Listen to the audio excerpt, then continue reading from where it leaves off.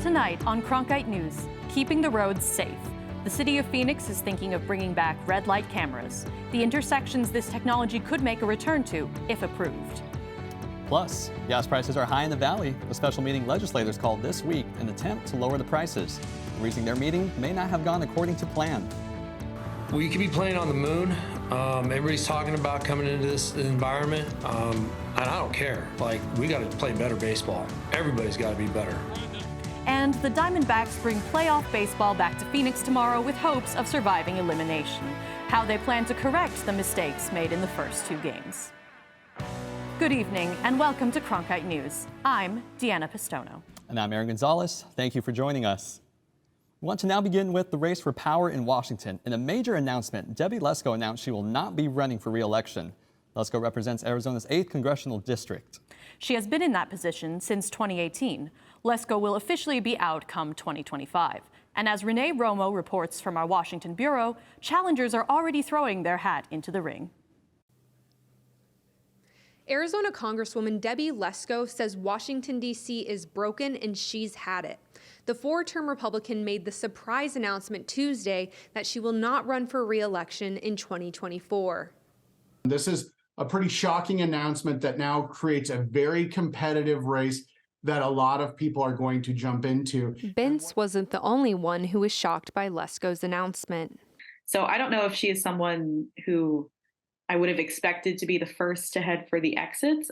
But all the experts agree it's another sign of dysfunction in Washington. I think it's also another tell of this political environment of how things are devolving right now. And it's pushing good public servants basically out of the fold. Lesko's departure opens the door to what is likely to be a crowded and expensive primary for what is considered a safe Republican seat. Noble predicts a very bloody race, to say the least, but it should make for good news and entertainment. Abe Hamadeh, the GOP's 2022 nominee for Attorney General, threw his hat in the ring within hours of Lesko's announcement. Bence expects he won't be the last. It is a pressure release valve for some of these Republicans to go to this congressional race, which is wide open right now, instead of being in some of these other spots. J. Miles Coleman of the University of Virginia's Center for Politics says the 8th district is a safe Republican seat, for now, but that a fringe candidate might not do as well as Lesko has. But they probably do have some candidates who are more in the mold of a Lesko, who would be more of a less rock the boat type of Republican, right? And Coleman thinks Lesko may not be the last to throw in the towel. I wouldn't be so surprised if, given the dysfunction in Congress and the Hill, if this is sort of a sign that there may be more coming in terms of retirements. Lesko also said that another reason for leaving is the strain of commuting 3 weeks a month to Washington, and she said she wants to spend more time with her family. In Washington, Renee Romo, Cronkite News. Back to you, Deanna. Thanks, Renee. Meanwhile, the president was overseas today, making a stop in Israel. The presidential visit comes a day after this hospital bombing in Gaza. This is video released by Israeli forces who are denying responsibility for this attack. The number of people dead is in the hundreds. Today, the president cast doubt on the idea that the bombing was intentional. He said the bombing could be an errant rocket by a terrorist group. The president is offering $100 million in humanitarian support to Gaza and says he will ask Congress to approve a separate package for Israel in their fight against Hamas. But he says the important thing is to bring home hostages taken by the terrorist group. For those who are living in limbo, waiting desperately to learn the fate of a loved one, especially to families of the hostages, you're not alone. We're working with partners throughout the region, pursuing every avenue to bring home those who are being held captive by Hamas. Back here in the Valley, car owners know gas prices are pretty high. Right now, it's upwards of $4.50, and there's a reason why. Arizona uses a special mix of gas. Our Sydney Whitty joins us now to explain the reason the state uses it and why it could take a long time to change it. That's right. Arizona is the only state in the U.S. to use a special blend of gas called cleaner burning gasoline, or CBG. Counties in the valley get the special blend from Texas, New Mexico, and California. But when refineries have issues like being closed for maintenance, that can cause the price of CBG fuel to go up. Arizona started using the CBG blend in 1997, mainly because of air quality regulations. And because of high gas prices, the Arizona legislature held a hearing to look at ways to ease the pain at the pump. But lawmakers found out Arizona will most likely have to continue using CBG due to the complexity of agreements with the Environmental Protection Agency and other government agencies. There's certain criteria within the Clean Air Act that has to be met in order for EPA to issue a waiver. And just to be clear, the state cannot issue a waiver. It has to be issued by the Environmental Protection Agency. If Arizona switched the blend to a different gas, the Arizona statute would have to change. In the newsroom, Sydney Whitty, Cronkite News. Thanks, Sydney. Meanwhile, the city of Phoenix has another warning for drivers after you fill up your tank. That warning: to drive slow. The city is considering adding special red light cameras. Cronkite News reporter Adriana Gonzalez-Chavez takes a closer look at the issue and uncovered Arizona's complex history of red light cameras. Adriana? The Street Transportation Department plans to install more technology and automated enforcement cameras to reduce the amount of traffic-caused injuries and deaths in areas that have a history of high incidence. This morning, the Transportation Infrastructure and Planning Subcommittee meeting, Councilwoman Deborah Stark said she is in favor of the plan for red light cameras, but some community members are not.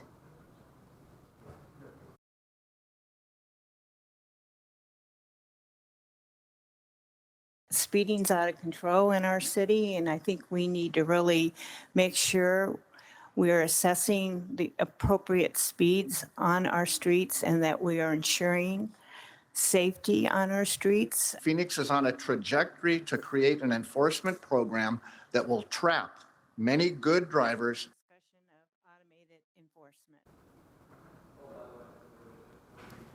Some city council members are also concerned about low-income communities and communities of color being disproportionately impacted by traffic tickets in the areas the department is planning on adding the cameras. Cities that already have red light cameras include Phoenix, Glendale, and Tempe. In the newsroom, Adriana Gonzalez-Chavez, Cronkite News. Back to you. Phoenix city leaders say they have a new plan to clear a homeless encampment in the downtown area known as The Zone. It's a plan described as more ambitious. Phoenix Office of Homeless Solutions says they will aim to clear close to 2 blocks of the encampment every week. This will allow the zone to be cleared by November 3rd. That is one day before the deadline a Maricopa County judge ordered the zone to be cleared by. So far, people who live in the zone have been provided an indoor shelter, but it is unclear how long that will continue. Last year, the ACLU sued the city, saying Phoenix can't move people in the encampment unless there is another shelter. Meanwhile, the future for Arizona playoff baseball is on thin ice, as the D-backs are now 2 losses away from elimination. The club is hoping to finish the postseason as strong as they started by bringing a win to Phoenix on Thursday. Ryan Bonnell joins us now to walk us through how the last 2 games went and what Arizona's focus will be moving forward. Ryan, what do you have for us? Yeah, thanks, guys. The Diamondbacks are not in an ideal situation, being down 2-0. But there's still many people not counting this club out just yet.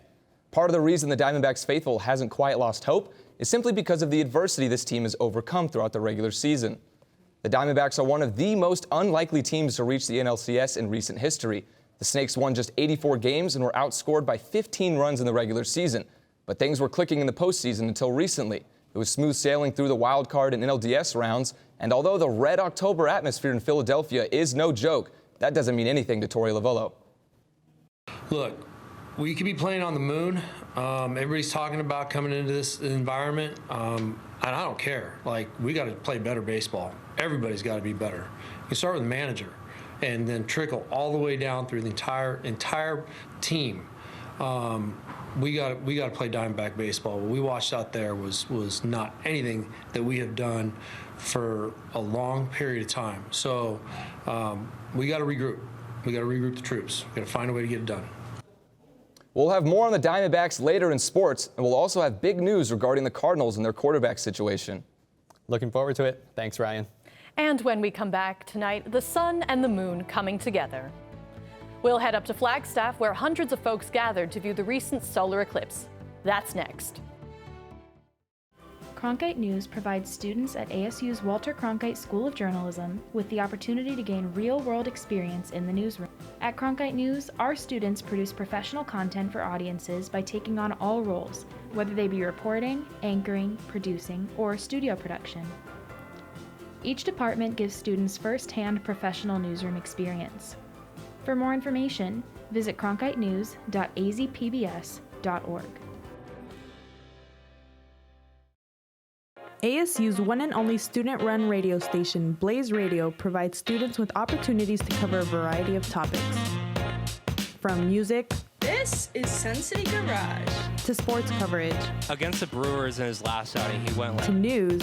The bill also gives parents the ability to sue. And entertainment updates. Blaze Radio offers a fun environment to gain valuable broadcast experience.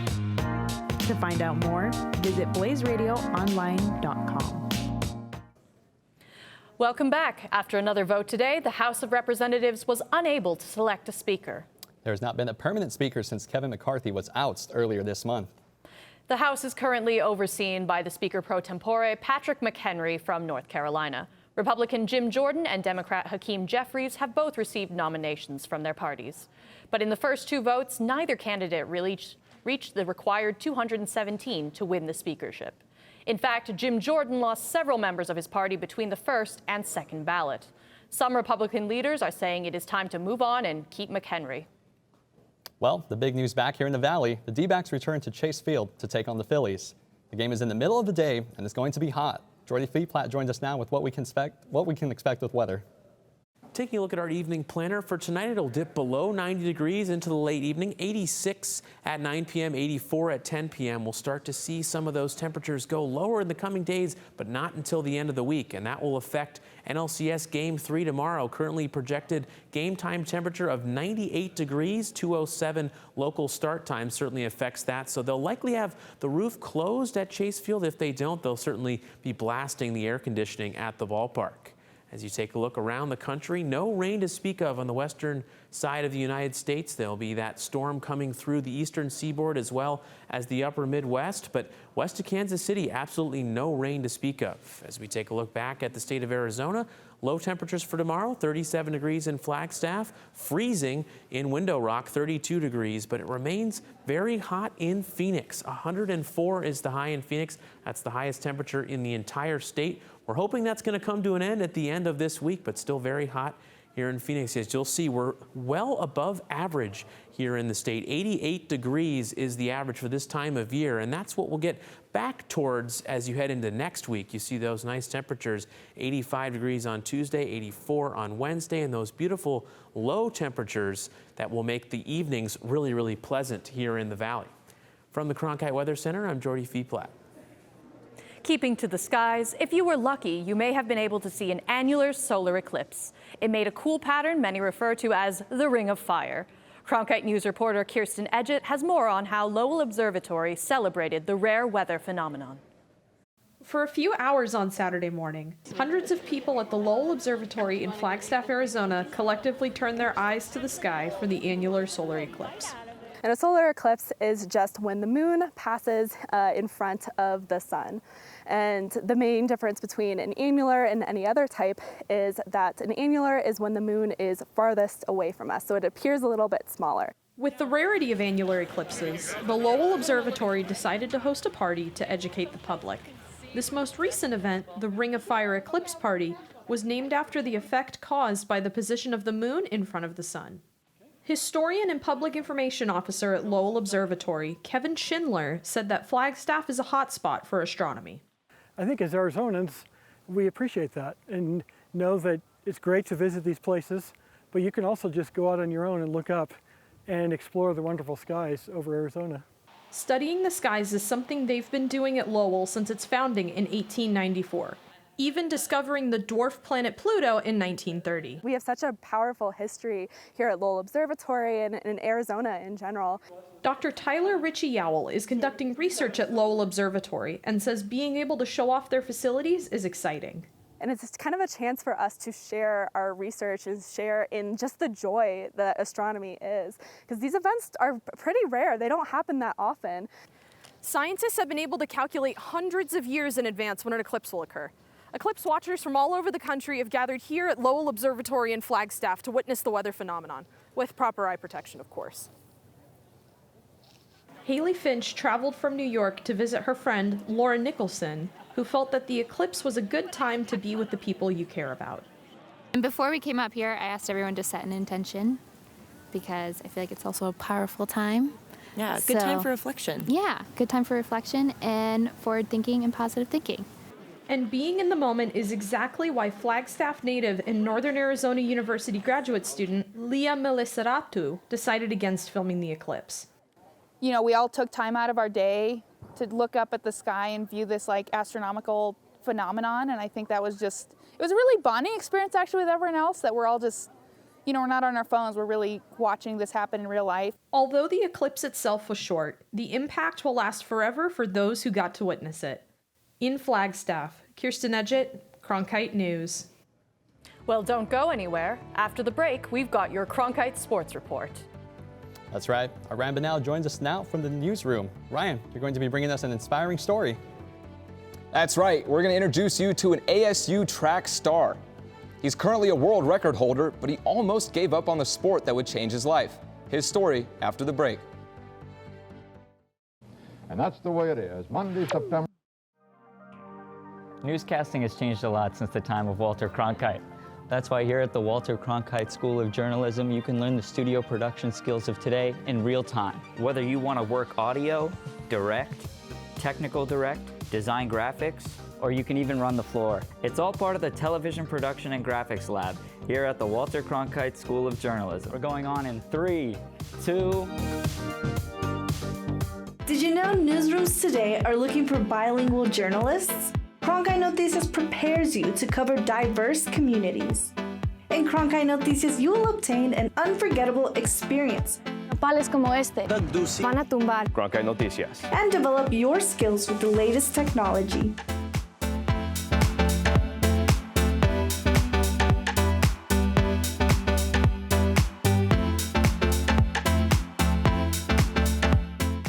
Walter Cronkite School of Journalism and Mass Communications Phoenix Sports Bureau provides students with hands-on learning experiences and opportunities in sports journalism. From covering local high schools, colleges, and the pros, students get the opportunity to go live from our Facebook shows covering local, collegiate, and pro sports in the Valley. From digital reporting, broadcast, social media, and producing, there's opportunities for all. For more, go to cronkitenews.azpbs.org.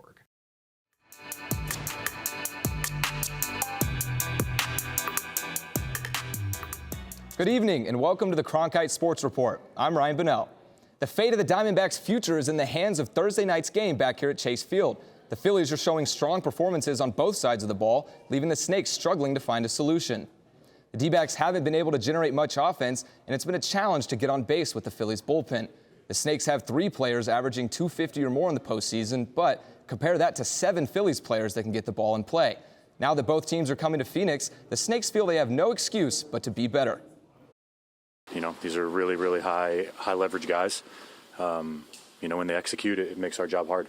It's not an excuse.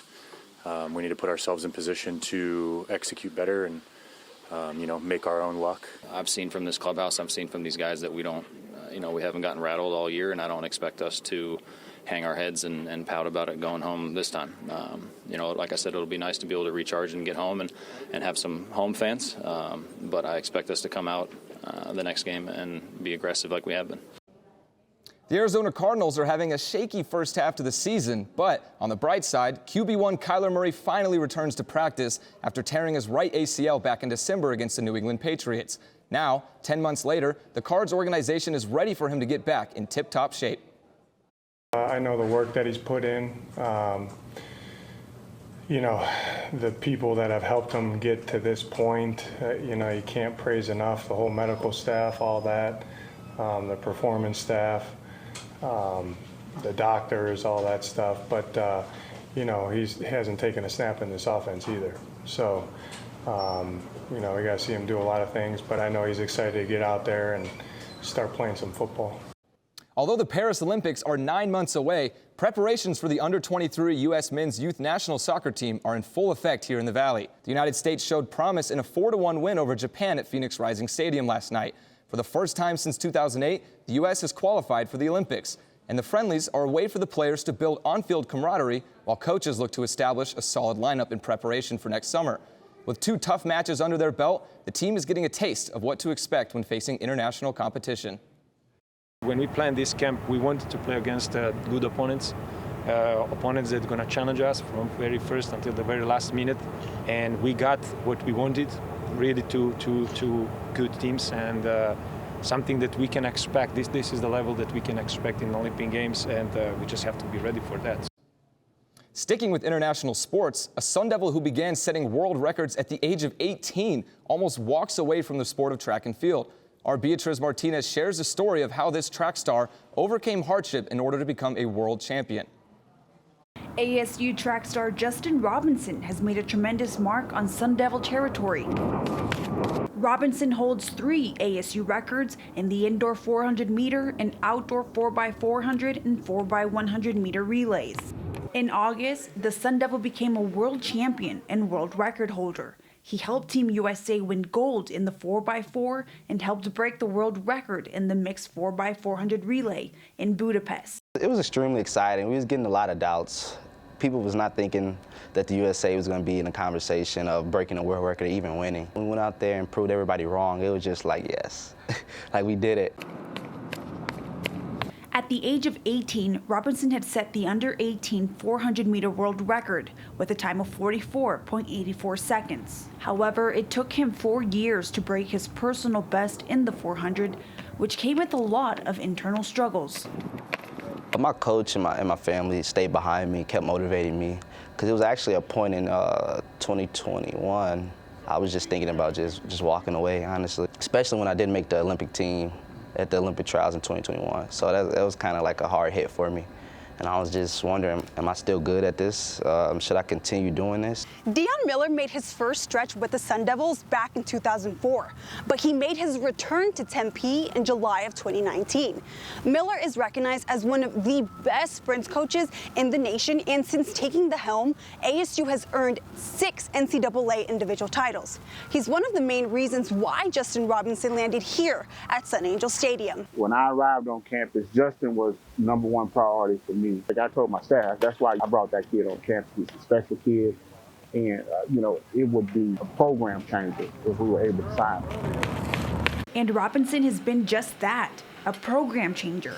His teammate Trevin Moyer, who was only a freshman when he helped the Devils earn a silver medal in the 4x1 in the Pac-12 championships, has been highly impacted by Justin's success. Justin's a big brother to me. I love him to death. He helps me through a lot, helps me with a lot. One of my biggest takeaways from Justin is definitely how determined he is, his different habits that he has, keeping your mind just focused on whatever it needs to be focused on to get the goals that you want to get.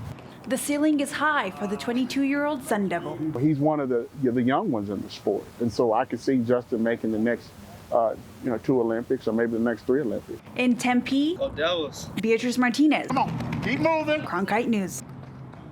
And before we wrap up, this just in, the Phoenix Mercury have officially named Nate Tibbetts as their new head coach. And that's going to wrap up your Cronkite Sports Report. Aaron and Deanna, back to you. Well, when you order a pizza, you want it delivered fast. That's right, and one pizza chain owner may have found the secret ingredient for a speedy delivery. Coming up after the break, the story behind the spaceship delivery vehicle. Next. And that's the way it is. Monday, September. Newscasting has changed a lot since the time of Walter Cronkite. That's why here at the Walter Cronkite School of Journalism, you can learn the studio production skills of today in real time. Whether you want to work audio, direct, technical direct, design graphics, or you can even run the floor. It's all part of the Television Production and Graphics Lab here at the Walter Cronkite School of Journalism. We're going on in 3, 2... Did you know newsrooms today are looking for bilingual journalists? Cronkite Noticias prepares you to cover diverse communities. In Cronkite Noticias, you will obtain an unforgettable experience Pales como este van a tumbar. Cronkite Noticias. And develop your skills with the latest technology.